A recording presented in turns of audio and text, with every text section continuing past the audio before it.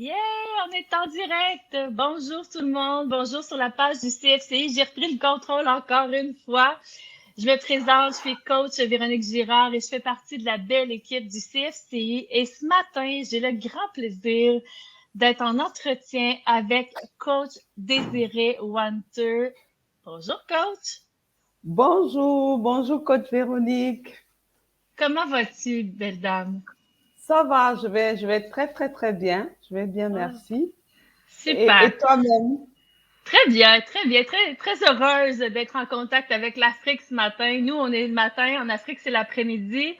Oui, Donc, je suis oui. très heureuse d'être là et de commencer cette belle série d'entrevues avec les gens qui ont fait leur formation de coach professionnel certifié au cours de l'année 2022 au CFCI.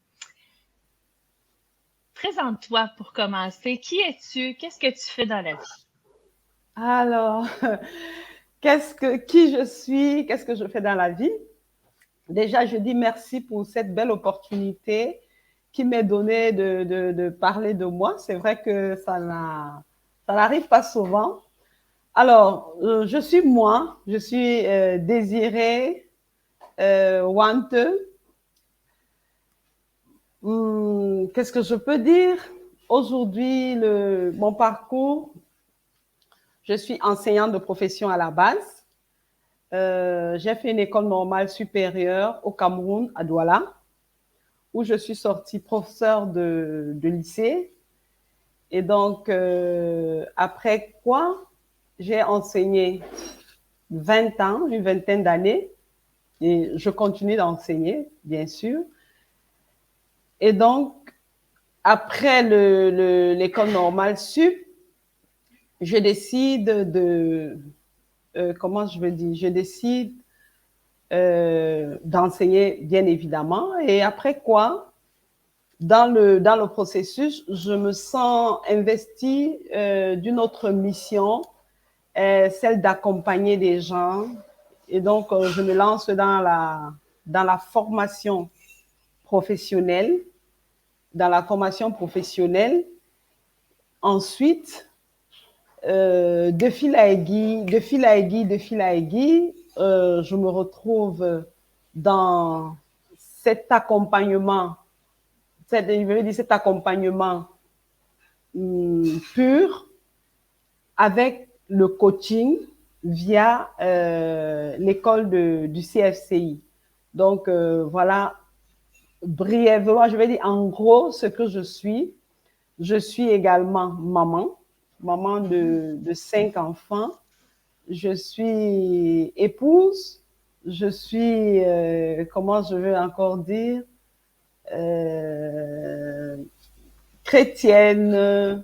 Donc, c'est un mélange, un ensemble d'un certain nombre de choses qui fait ce que je suis aujourd'hui. Tu m'as parlé de mission. Tu sais, la mission d'une enseignante, c'est d'enseigner, c'est de partager. Qu'est-ce qui a évolué dans cette mission-là qui te fait justement dire, ah, mais j'aimerais me former en coaching, j'aimerais aller chercher une certification pour être une professionnelle du coaching et non juste faire ce que je pense que c'est. Qu'est-ce qui a fait cette évolution-là dans ta vie? Alors, ce qui a fait cette évolution dans ma vie, c'est le besoin que j'ai pu lire dans mon auditoire.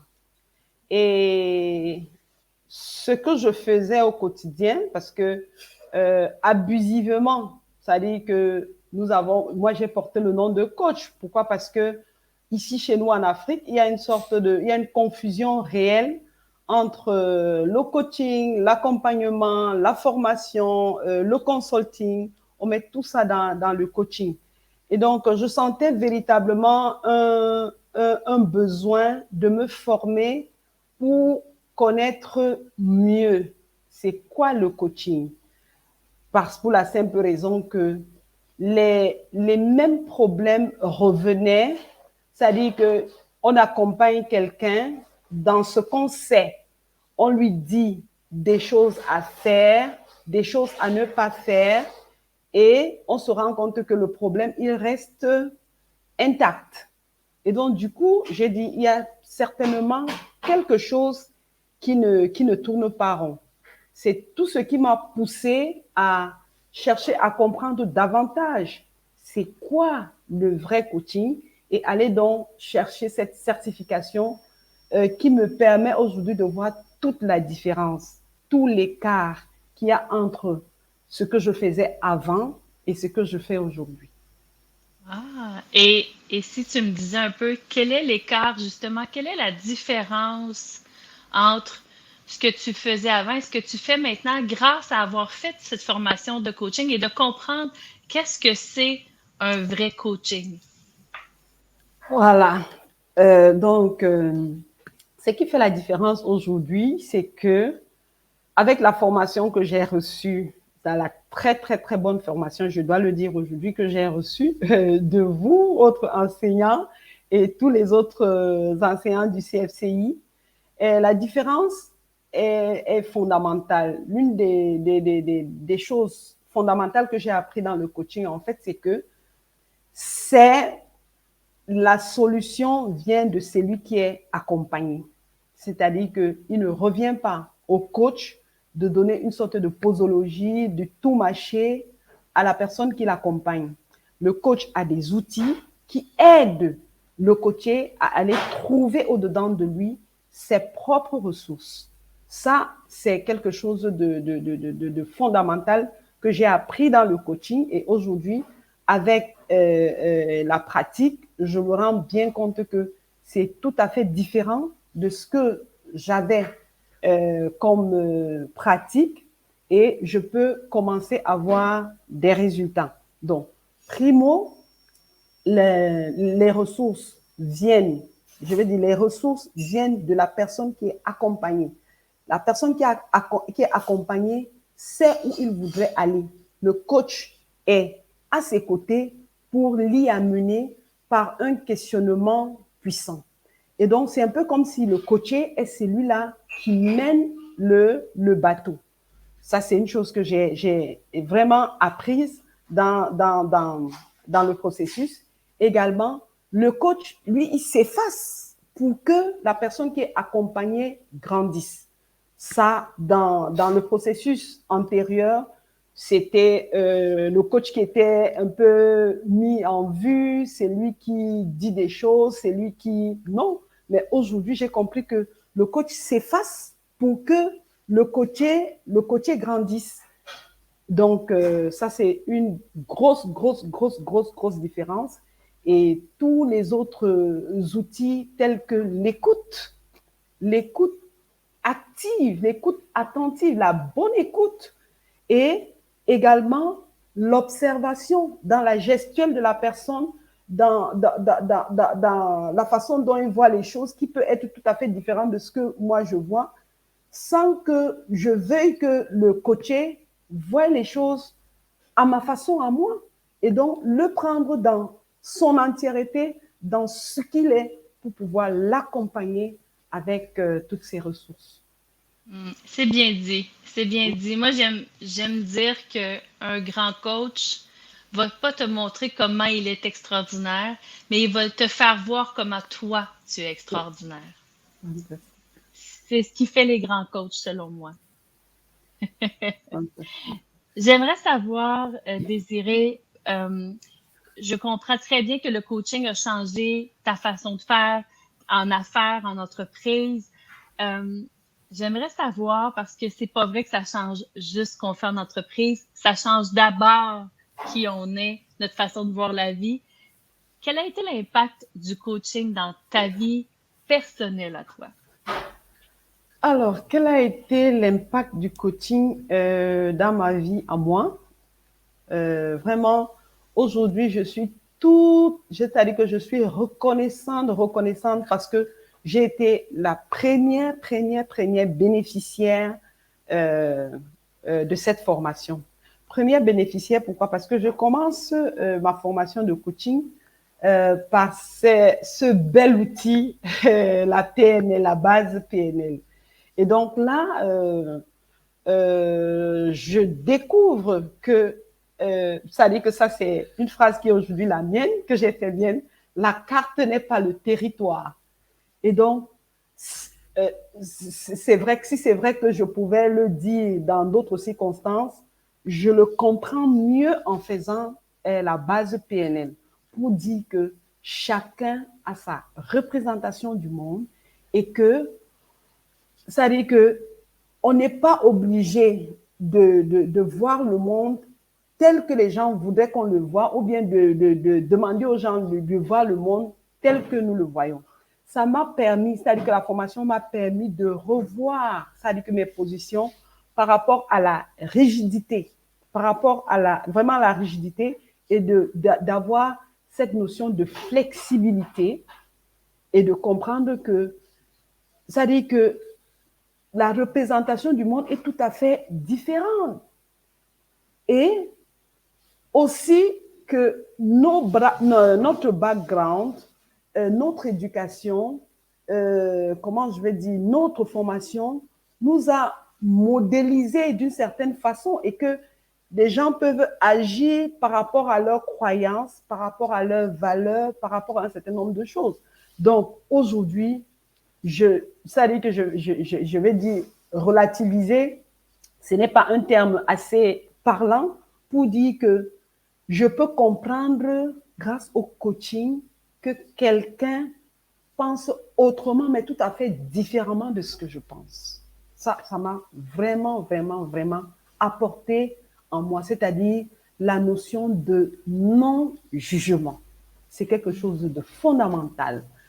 Aussi, au niveau de ce que je dis, ça j'ai appris lorsque j'allais à l'église avec les parents, oui, il faut bien parler, mais je crois que c'est dans les accords Toltec, quand on dit que ta parole soit impeccable, avec tout ce qu'il y a derrière, j'ai compris que vraiment, tout ce qui sort, tout ce que je dis ça veut dire que doit être, comme on dit, ça veut dire que entouré de bienveillance. Et ça, le coaching m'a appris ça aujourd'hui.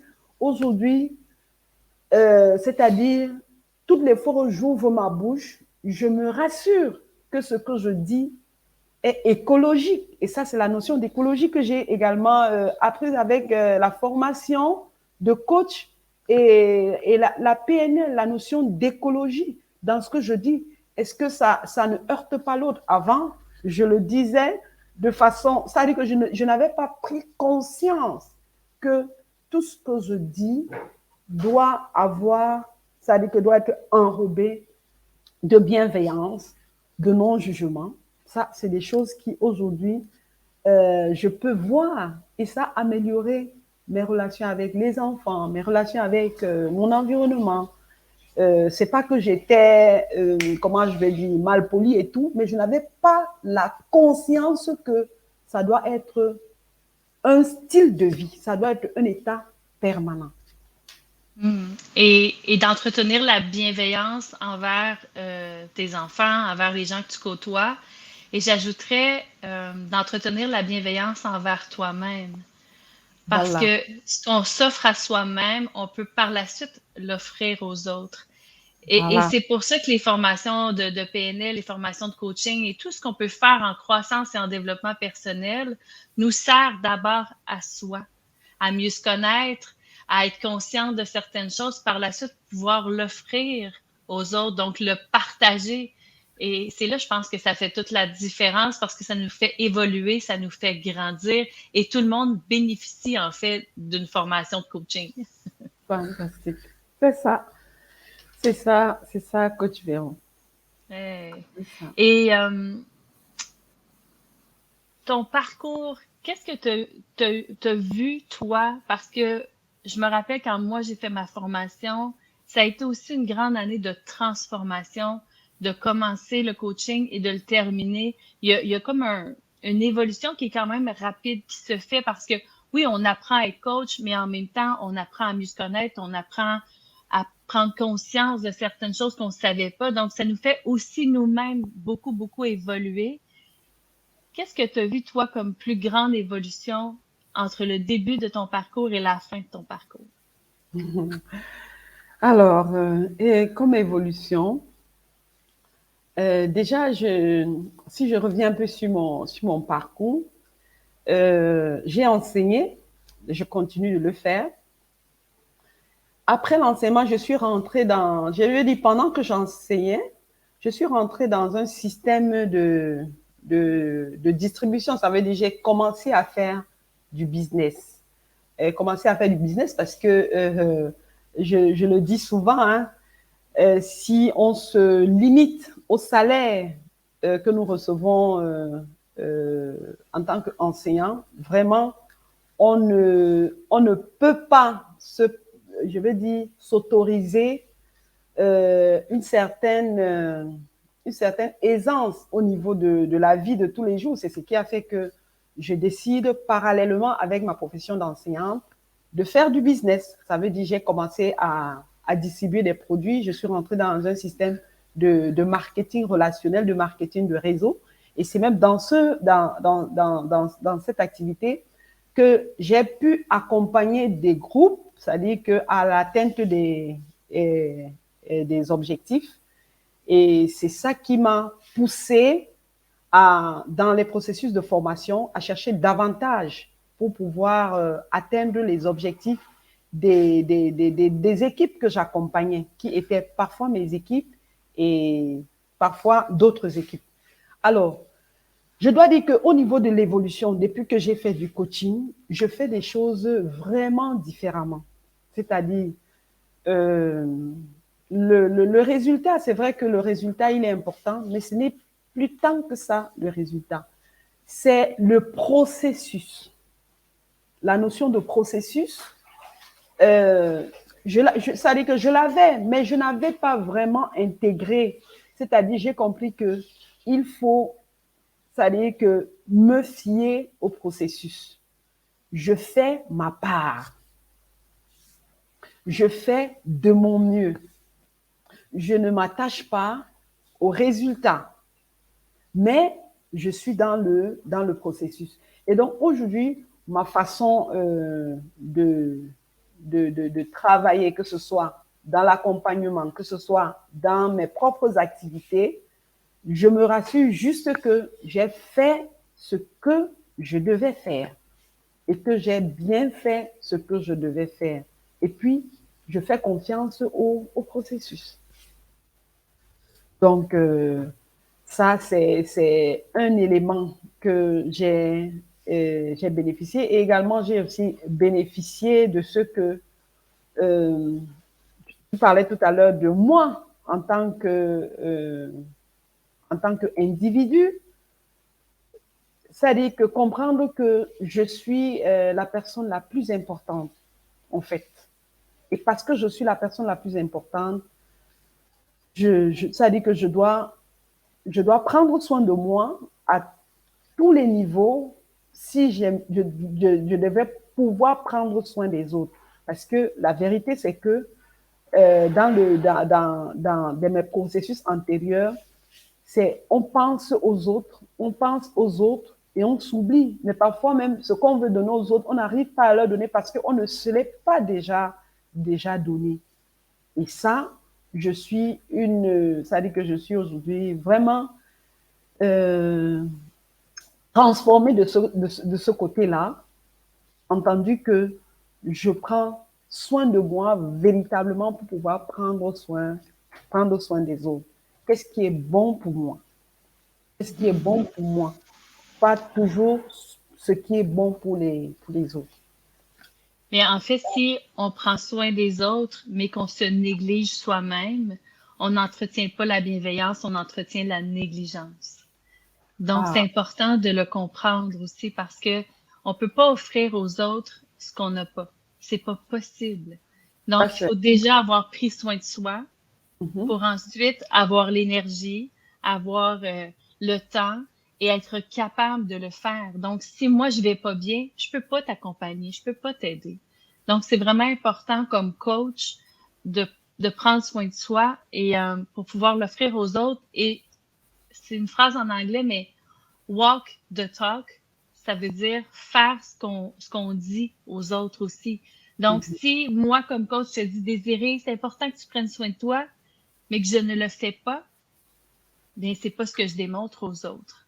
Donc, si Oui. je choisis de prendre soin de moi, je t'enseigne aussi d'une certaine manière à le faire.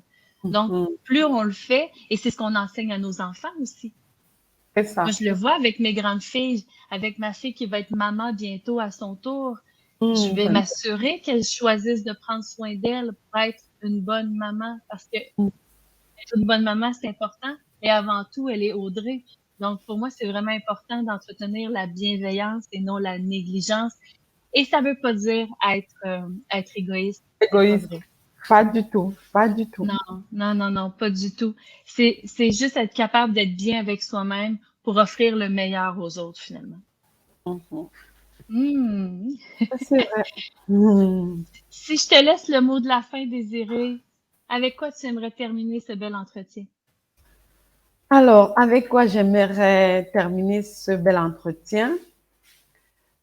C'est de dire que aujourd'hui en Afrique, beaucoup n'ont pas compris la nécessité de se faire accompagner.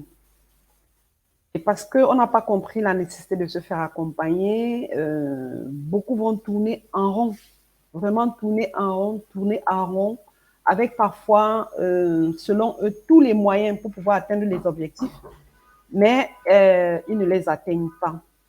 Aujourd'hui, plus que jamais, ça c'est un message que je lance à ceux qui aimeraient faire le pas qualitatif, je le dis souvent, de se faire accompagner. Les coachs, il y en a beaucoup sur le marché, mais bon, j'aime pas beaucoup utiliser le mais parce que c'est pas très très écologique. Les coachs, il y en a sur le marché.